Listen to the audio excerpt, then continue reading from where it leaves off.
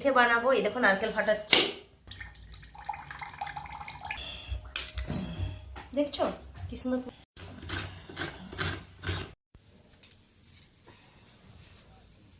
গুড়টা দিয়ে দিচ্ছি, হয়ে গেছে পুরটা। এবার এটা ঢেলে নিব ঠান্ডা করার জন্য।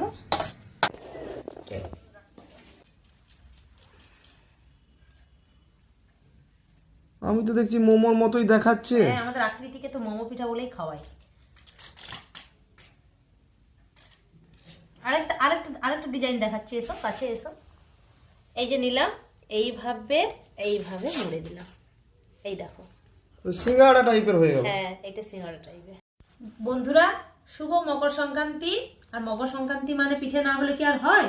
তাড়াতাড়ি ওই জন্য বানিয়ে ফেললাম। তোমরা তো দেখেইছো আমি কেমন করে বানাচ্ছিলাম। প্রায় আমার শেষের মুখে।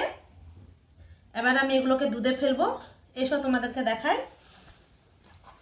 পাউডার দুধ, এতে একটু পাউডার দুধ দিলে টেস্টটা বেশি ভালো হয়। একটু পাউডার দুধটাকে এইভাবে হালকা উষ্ণ গরম দুধটাতে গুলে দিলাম। এই দেখো দুধটা ফুটতে আরম্ভ করেছে, আমি পিঠেগুলো ছেড়ে দিচ্ছি। কাজটা এই দেখো দুধটা ফুটতে আরম্ভ করেছে, আমি পিঠেগুলো ছেড়ে দিলাম। তেজপাতা দিচ্ছি টেস্টের জন্য, একটু এলাচ ছিঁচে দিয়ে দিতে হবে।